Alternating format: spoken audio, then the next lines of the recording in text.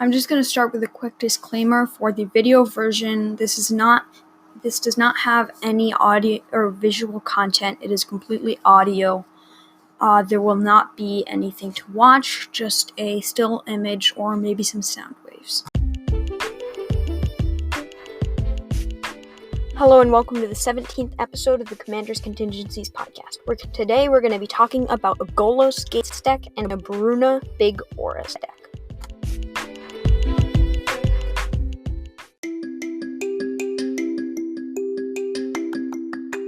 MTG News.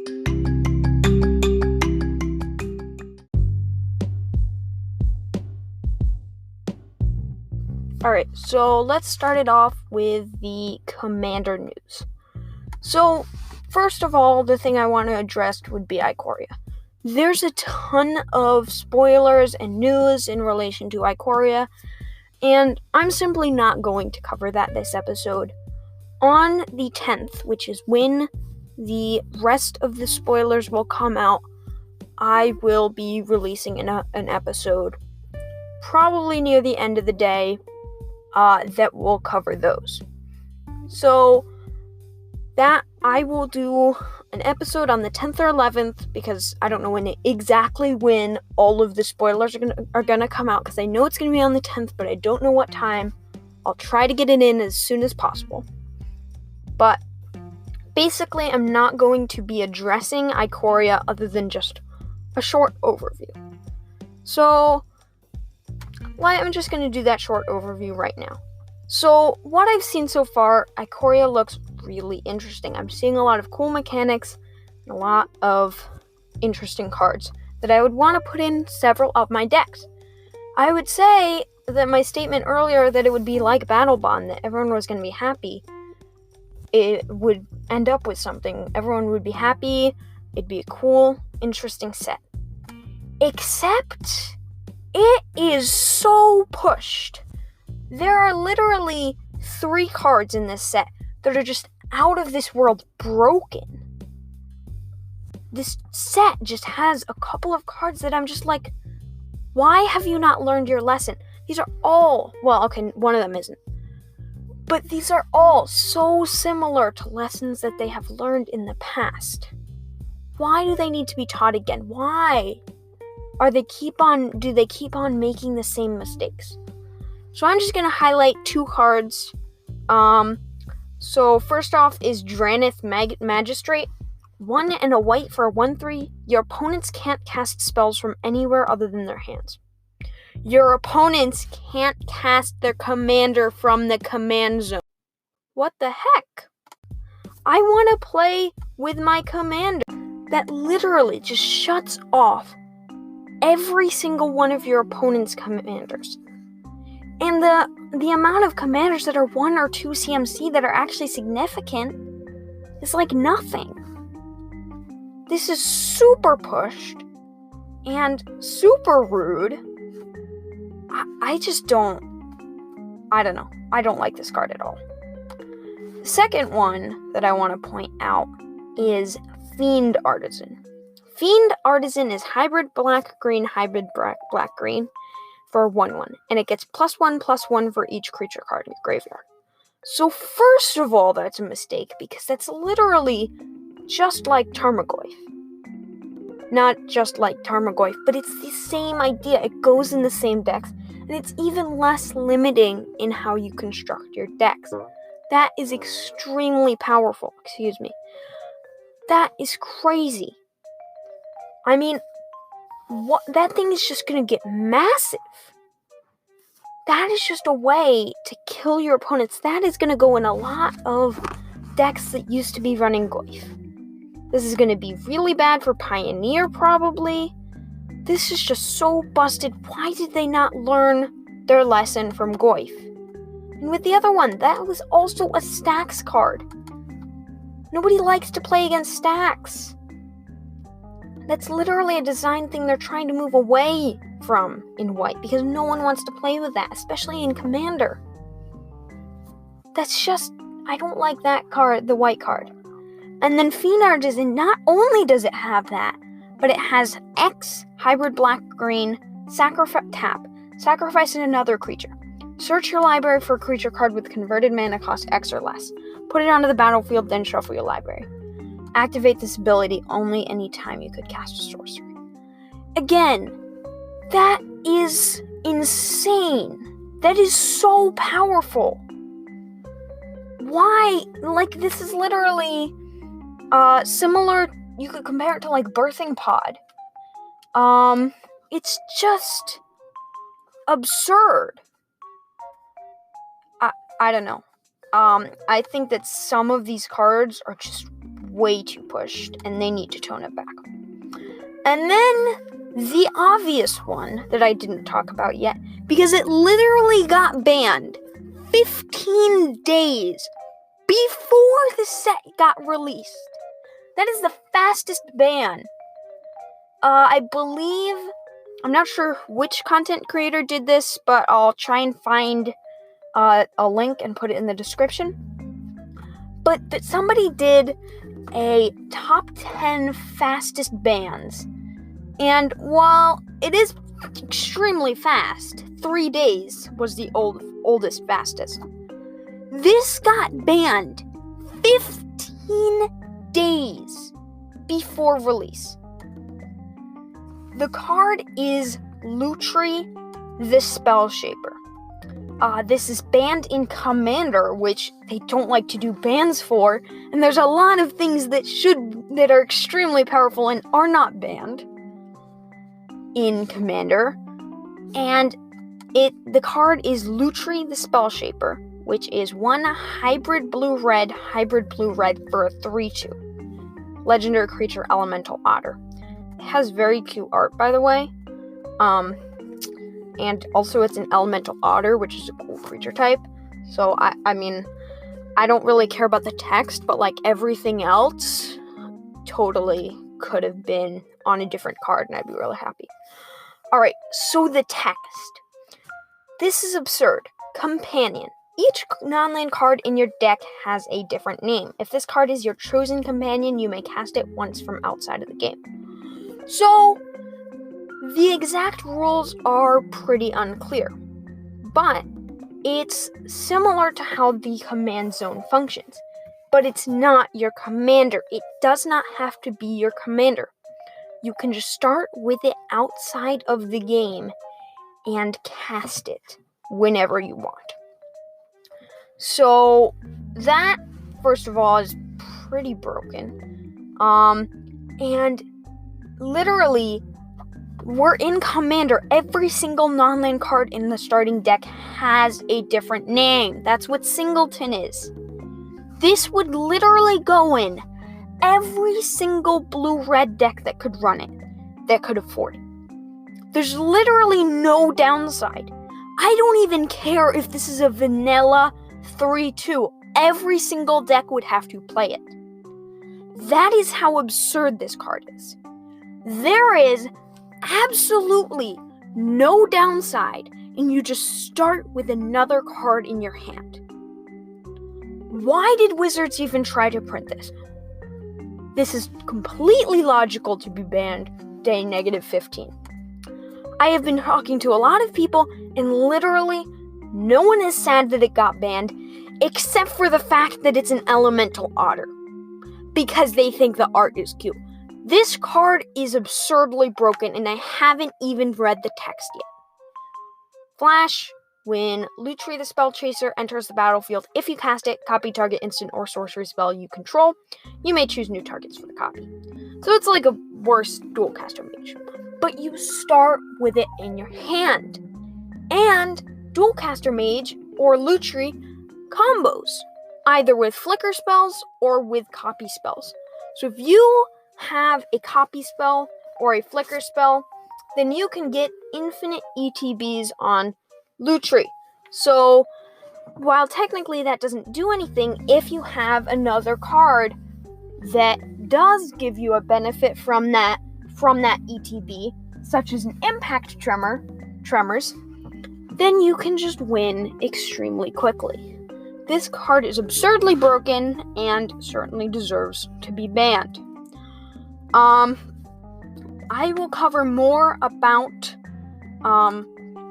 new cards in the Ikoria set, as I said on the 10th or 11th in a bonus episode, and that is that for the Commander news for now.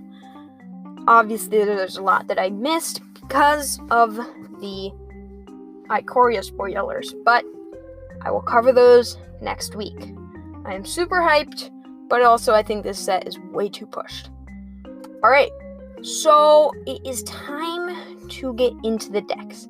So today I'm covering a Golos Tireless Pilgrim Gate deck. So Golos Tireless Pilgrim is 5 for 3/5. When Golos Tireless Pilgrim enters the battlefield, you may search your library for a land card, put that card onto the battlefield tapped, then shuffle your library. 2 white, blue, black, red, green. Exile the top 3 cards of your library. You may play them this turn without paying their mana cost. This is one of the best basic commanders that can helm any deck. But in this case, it actually synergizes with the deck, which is why I was able to use it. So the idea of this deck is to win with Maze's End and stall with cards that get benefits from gates. So Maze's End is a land and it enters battlefield tapped. Now you can tap it for colorless, or you can pay 3 and tap it to return it to its owner's hand. Search your library for a gate card, put it onto the battlefield, then shuffle your library. If you control 10 or more gates with different names, you win the game. So there are 11 gates in the game. So the entire idea of the deck is to just extract the gates out of your deck. So real quick before I forget, I'm going to go ahead and explain the Commander Quest. So the Commander Quest is my eventual goal in building all of these decks. I am trying to use every single card in Magic the Gathering with no overlap. I want to build decks with every single card in Magic and no overlap. So that is what I'm trying to do with all of these decks. So they're on a lower power level because of that. But let's continue talking about the decks. So I just read off that, and there are 11 gates in the deck / in the game. And those include the 10 gates that are just tap lands, and they can tap for one of 2 colors. They are all the pairs of 2 colors. So there are 10 of them, and there's also Gateway Plaza, which is a land and it enters tapped, and sack it unless you pay 1 when it enters the battlefield, and you can tap to add 1 mana of any color. So the lands are pretty insignificant other than a couple of them. First of all, we have Maze of Ith, which is a land, and you can tap to untap target attacking creature, prevent all combat damage that would be dealt by that creature this turn. That would be dealt to and by that creature this turn. So, with a creature that can untap 2 lands, you can untap Maze of Ith and another land that taps for mana. And first you attack with the creature. Then you untap it with Maze of Ith. Then you use the creature and tap it, and you untap Maze of Ith and one other land. Then you can use Maze of Ith again to untap the creature, and the creature can untap Maze of Ith and another land. So you can tap that land and you can get infinite mana. And then with Golos, because of his ability, I'm actually not sure about the gender. I have no idea. It is 2 white, blue, black, red, green, and you can exile the top 3 cards of your library. You may play them this turn without paying their mana cost. So, because it says play not cast, you can play lands. So you can play all of your gates and all of your lands, and you can use Garruk Wild Speaker, which is a planeswalker, and its +1 is untap up to 2 lands, to untap your Maze's End, and tap it and win the game. So with that combo, you can win the game, assuming you have Golos out, which you might you might not, who knows. But if you don't, basically on turn 4 you can cast basically you can win on turn 5 with it, which is pretty nice. So one other significant card is Lotus Veil, which is a land, and when it comes into play, sack 2 untapped lands or bury Lotus Veil. I'm going to be going through this a little bit quickly because my audio for this got corrupted twice. So honestly, I'm kind of fed up with going over this. So I'm going through it quite quickly. I'm not sure if I said this already, but also I have gotten rid of going over every single card. I did that last episode, but I forgot to actually say that I did that. And also one more thing. I've been really busy, so I haven't gotten around to actually figuring out which early episodes I'm going to be deleting. I will try to get to that, but I have been quite busy recently. Alright, so let's continue going over the deck. So first of all, we have cards that allow me to replay Maze's End. So these are cards basically that just allow me to put lands from my hand onto the battlefield, and usually have some other effect too. For example, Broken Bond, 1 in a green, sorcery, destroy target artifact or enchantment. You may put a land card from your hand onto the battlefield. Boom, you can replay Maze's End, or you can just play a land and use it as ramp. Next up is Explore, 1 in a green for sorcery. You may play an additional land this turn, draw a card. Next up is Growth Spiral, same exact thing, but it's an instant. And the mana cost is green-blue, not 1 in green. That's the idea of this category. It's just cards that let me play additional lands. Sometimes they let me play an additional land each turn, etc. Next up is, the next category is Untap Maze's End. So these are just cards that let me have my Maze's End untap, because it enters the battlefield tapped, and I want to be able to use it immediately. So, I have 18 of those cards, and because they all untap lands, they can also function as ramp. Next up is Gate Payoffs. I'm going to go over some of them. The best of Untap Maze's End is Amulet of Vigor. It's 1 for an artifact. Whenever a permanent enters the battlefield tapped under your control, untap it.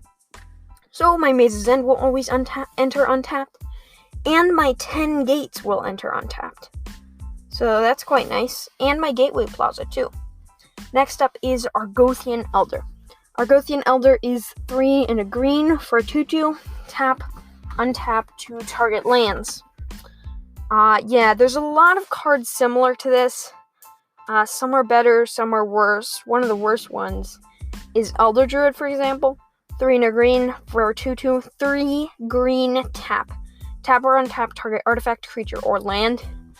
It's quite expensive, but I can still make use of it in this deck. So I've got a lot of different cards here. I've got Garruk, Wild Speaker, which is 2 green for a Planeswalker with 3 loyalty. And you can +1 to untap 2 target lands. And you can -1 to put a 3/3 green beast creature token onto the battlefield. And you can -4 to overrun.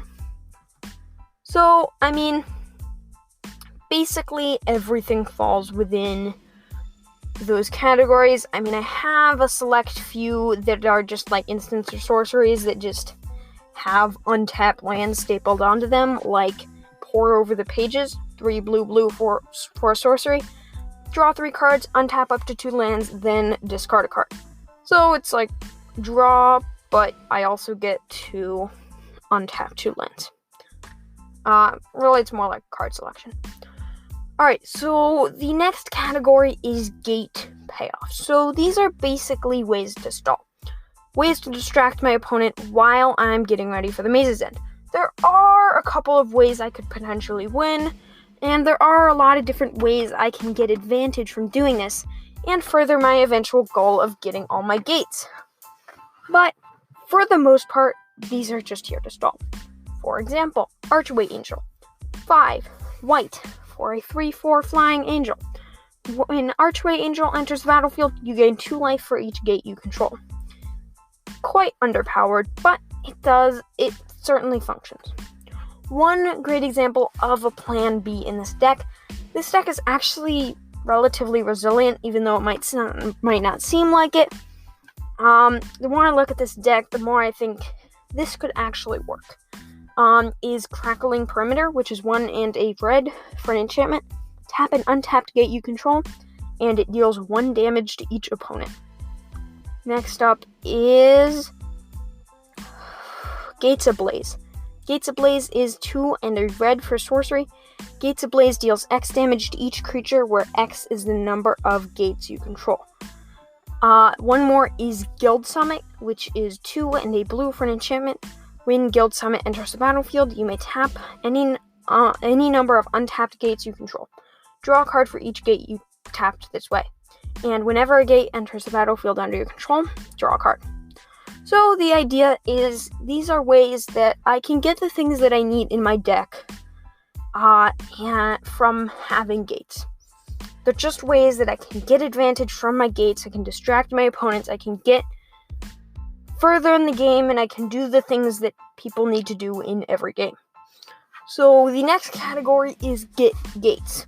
So these are cards that allow me to search for gates out of my library, or just get them somehow from my library or onto the battlefield or into my hand. So one example of this is Animist's Awakening.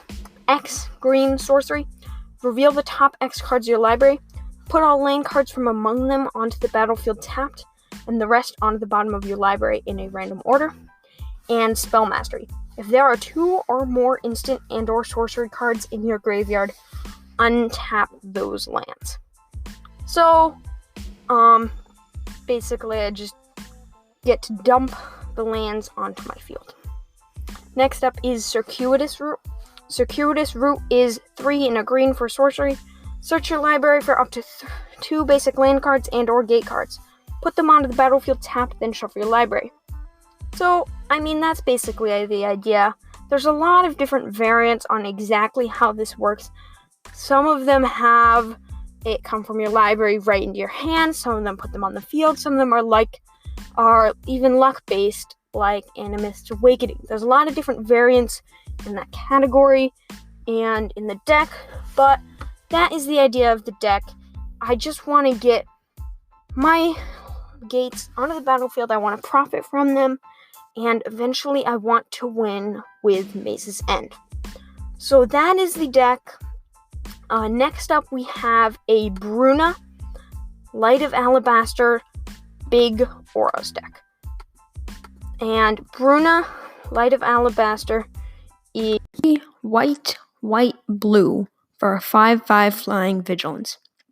And when it attacks or blocks, you may attach to it any number of auras on the battlefield, and you may put onto the battlefield attached to it any number of aura cards that could enchant it from your graveyard and or hand.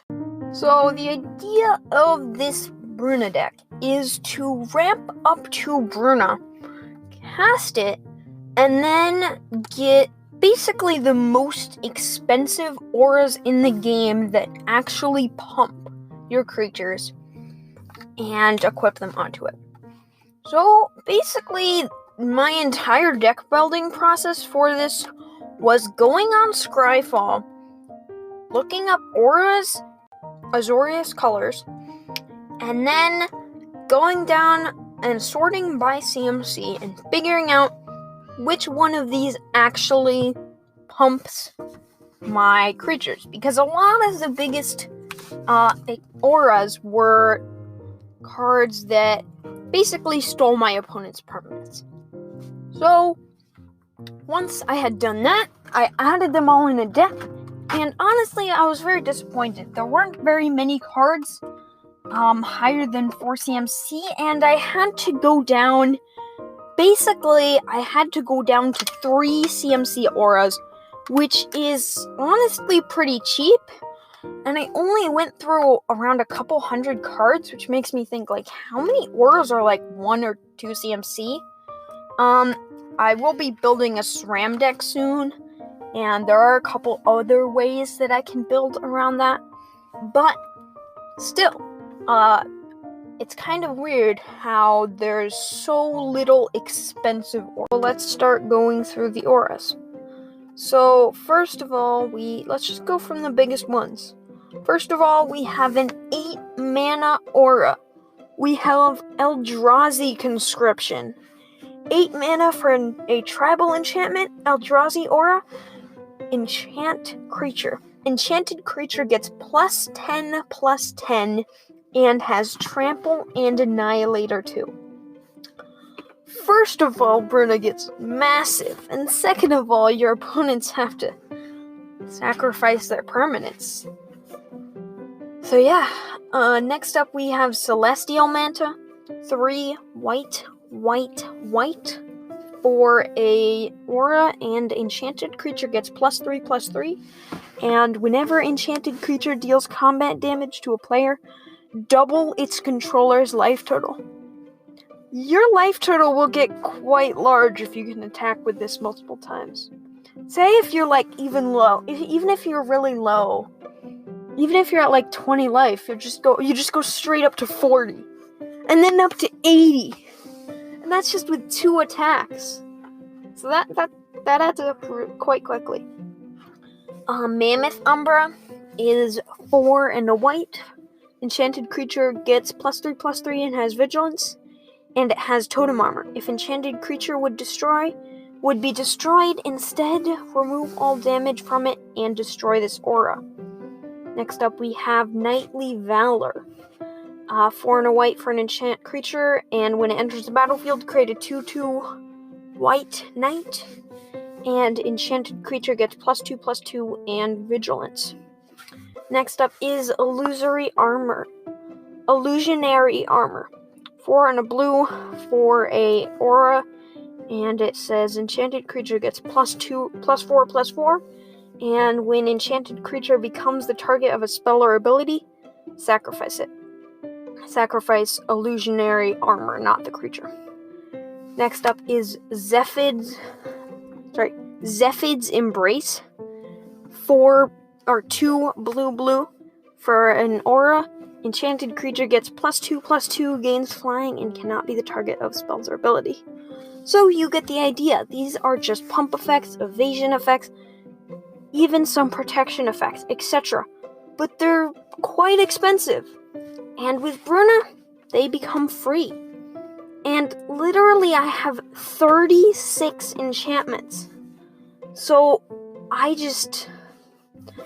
basically just get all these pumped. I'm getting probably 2, 3, maybe even 4 free auras every single time I cast it. And that's a lot of free mana. Okay, so next up we have ramp. So honestly, the ramp is pretty basic. I did have to use a lot of mana rocks here. A lot of playable stuff. There's a lot of stuff that I'd rather have not used here, but that's just how it happened. I mean, there's nothing particularly worth noting. I mean, there's Milliken, which is 2 for an artifact creature. Tap, put the top card of your graveyard into your graveyard. Top card of your library into your graveyard. Add colorless to your mana pool. So it's ramp, and it can get auras into my graveyard for Bruna to bring back. But other than that, there's not really anything notable. It's just mana rocks. Alright, so next up we have... Well, first of all, we just have a counterspell of Delay, which is 1 in blue for an instant. Counter target spell. If the spell is countered this way, remove it from the game with 3 time counters on it instead of putting it into its owner's graveyard. If it doesn't have Suspend, it gains Suspend. So basically, at the beginning of that player's upkeep, they'll remove a time counter on it, and when there's none left, they'll cast it for free. Alright, so it is time to go over the cards that get auras either into your hand or into your graveyard. So these are mostly the instants and sorceries, and we have a lot of different cards that do that, including Intuition. Intuition is 2 and a blue for an instant. Search your library for any 3 cards and reveal them to target opponent. He or she chooses 1. Put that card into your hand and the rest into your graveyard. Shuffle your library afterwards. So basically, you just get 3 cards that you grab 3 auras. And with Bruna, they're going to come back onto Bruna, whether or not your opponent puts them into your graveyard. So it doesn't really matter either way. Another one is Thirst for Meaning, 2 and a blue for an instant. Draw 3 cards, then discard 2 cards unless you discard an enchantment card. If I discard an enchantment card, it doesn't matter because it's just gonna go right back onto Bruna. Heliod's Pilgrim, same thing, 2 and a white. Well, not really. 2 and a white, 1/2. When it enters the battlefield, search your library for an aura. Reveal it, put it into your hand, then shuffle your library. Totem Guide Heart Beast, same thing. The ETB is the same. 2/5, 5 mana. Aura Touched Mage. 5 white for a 3/3 creature. When it enters the battlefield, search your library for an aura that could enchant it. And if it is still on the battlefield, put that aura onto the battlefield attached to it. Otherwise, reveal the aura and put it into your hand. So, either it's going to go in my hand and I can put it on Bruna, or it's going to go on the Aura Touched Mage and I can then put it on Bruna, while being able to attack with Aura Touched Mage in advance, because, well, not necessarily in advance, because Bruna would go onto it when it attacks. And it's just great, it's just a way to get it. Boonweaver Giant is the same thing, but you can search your graveyard, hand, and or library and put it on the battlefield attached to it. We have Contingency Plan, 1 in a blue for sorcery. Look at the top 5 cards of your library, put any number of them into your graveyard, and the rest back on top of your library in any order. Next up is Tygam's Scheming. Basically, I just get to put all the auras into my graveyard so that I can get them onto Bruna and the rest back, and I can manipulate how I want the top of the library to look, which is nice. Tygam's Scheming, 1 in a blue for sorcery. Look at the top 5 cards of your library, put any number of them into your graveyard, and the rest back on top of your library in any order. So the exact same thing. Compulsive Research, 2 in a blue for sorcery. Target player draws 3 cards, then that player discards 2 cards unless he or she discards a land card. If I discard my auras, I don't care. That's not a downside, so I can just discard those. And it's like I've just drawn 3 cards for 2 mana. It's great. 3 Dreams is 4 and a white for sorcery. Search your library for up to 3 aura cards with different names. Reveal them and put them into your hand, then shuffle your library. When I'm getting 3, I'm getting Eldrazi Conscription, 8 mana, +10/+10, Trample, Annihilator 2. Celestial Mantle, 6 mana, +3/+3 when it deals combat damage to a player, double its controller's life total. And a Piece of Protection, probably Zephid's Embrace, +2/+2, Flying, and Shroud. That is just insane, because Bruna doesn't get targeted when you're using her ability. Shroud is fine to put on her. It's just crazy. And if Bruna does get destroyed, when you recast her and then when you attack with her, you're getting it all back. It's just great. Next up is Tunnel Vision. It's 5 in a blue for sorcery. Name a card. Target player reveals cards from the top of his or her library until the named card is revealed. If it is, that player puts the rest of the revealed cards into his or her graveyard and puts the named card on top of his or her library. Otherwise, the player shuffles his or her library. You can, use this as a tutor. If you just use this as a tutor to get something on top of your library, then you will, first of all, probably mill a good amount of enchantments into your graveyard. Second of all, you'll get the thing on top of your library. And third of all, you're not losing those enchantments that are in your graveyard. If Bruna dies, they go to the graveyard, and then you can get them back next time you attack with Bruna. This is just a great deck, and it's super resilient because I have a ton of ramp.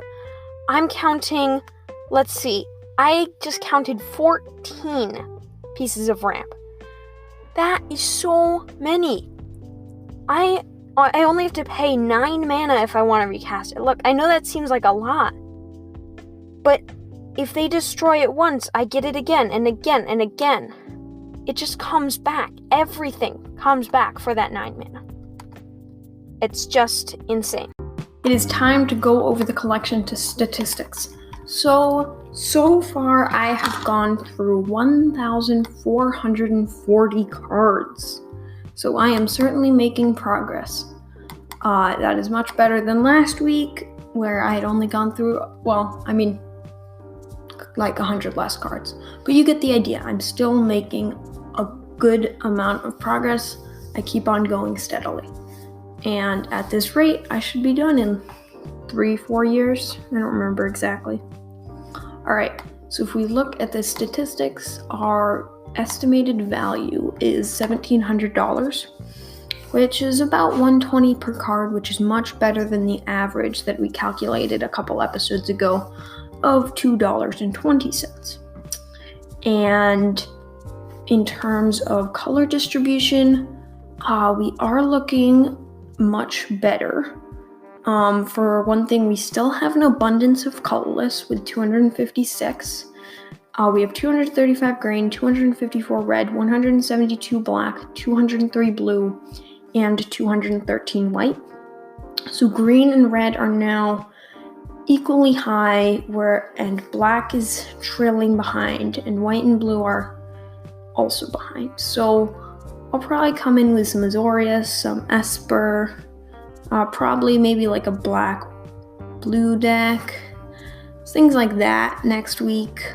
I do intend on making an X deck next week, a deck that synergizes around X cards, a Roshin Meanderer deck. I already brewed it, but I do want to make some upgrades, and I know that there will be a new card coming out in Ikoria that will probably synergize with the deck. So I will bring that out next week. It is red-green, so it's not particularly gonna help because those are my 2 most abundant colors.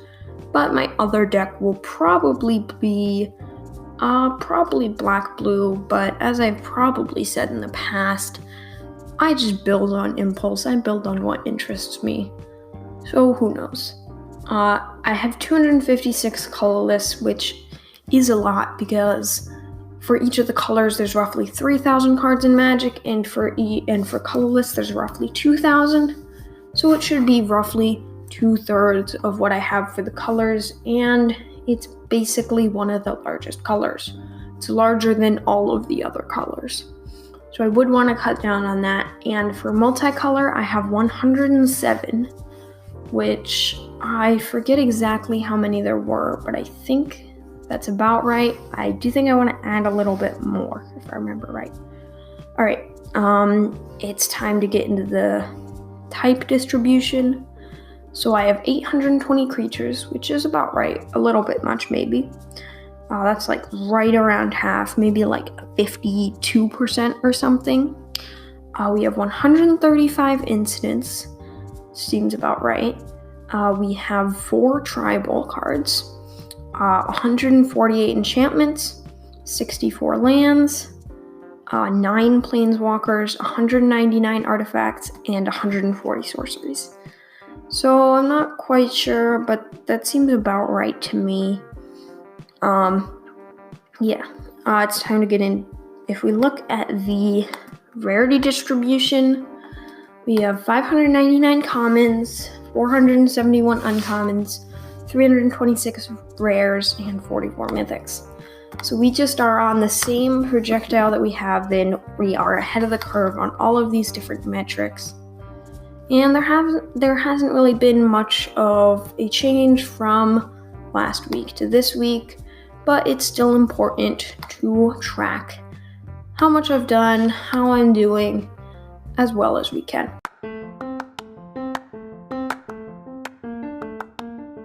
card of the week.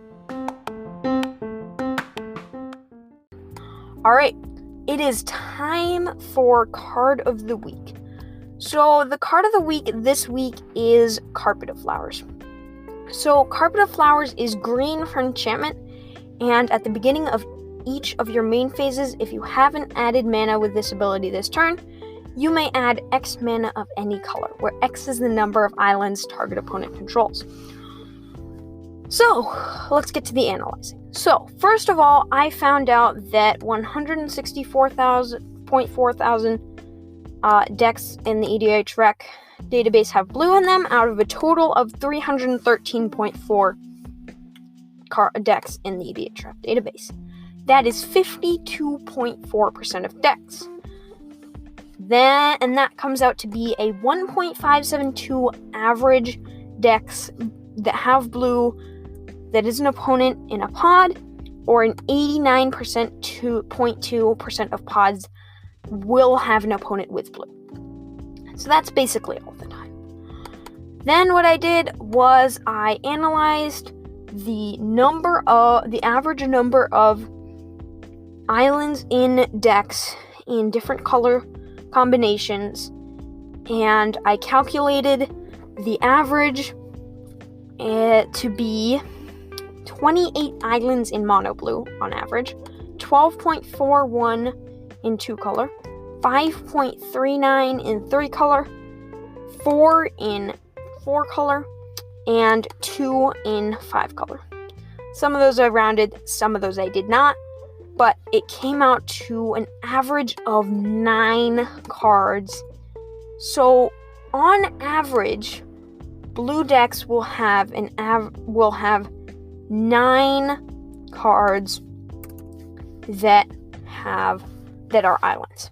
So if we plug that into the hypergeometric distribution calculator, and we want, let's see, so if we want 1, okay, we're talking about, because we can only choose one opponent, and because there's only an average of 1.5, there's not really any way that I could make that number larger.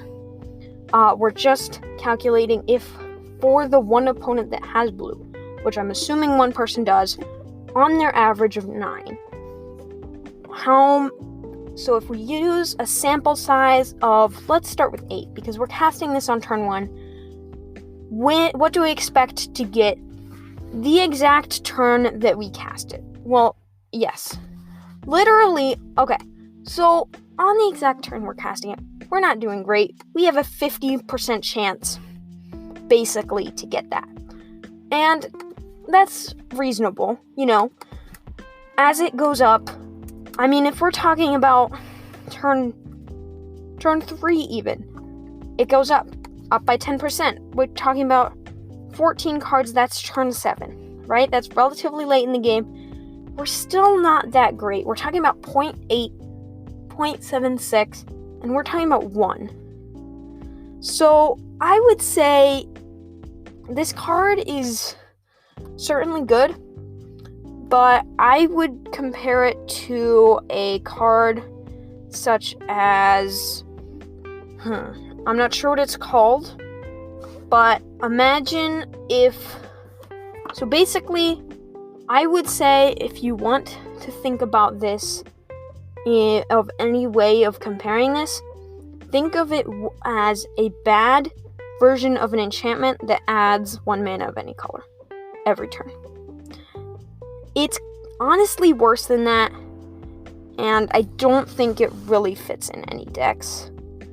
I'm honestly disappointed because I did think this was going to be another one that I was going to be like, oh my gosh, this is insane. But it is not. So, I don't know, I'm disappointed. If I'm looking at these numbers, I'm thinking, on average, I'm probably going to be getting a half mana every single turn. I'm getting a 50% chance of getting that mana, which really isn't high. And sure, sometimes you hit the lottery, but sometimes it does nothing. So, that's my position on this card. Probably don't play it. Over the time you're playing it, you'll probably average out to a 0.6, maybe 0.5 of the amount of mana you're getting from it per turn. So I would say that this is overrated because the people that do know about it think it's really quite good, and the people that don't, well, they just don't know about it. But I have heard a lot of people saying this is underrated, and we just calculated it's not. I do think recently I've been choosing much more carefully the cards that I'm going to analyze, choosing cards that aren't necessarily played so much, because I'm trying to choose cards that will have an outcome that I don't expect. So I was thinking I might end up buying some of these soon, but I would say don't. I would say these are quite overrated.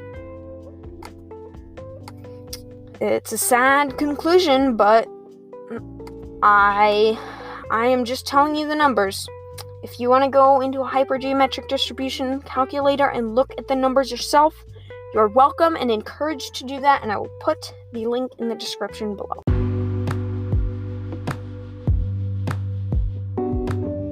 Thanks for listening. You can find my personal architect at I'm a Johnny, AJOHNNY. You can find my Commander Quest, and with the link in the description below.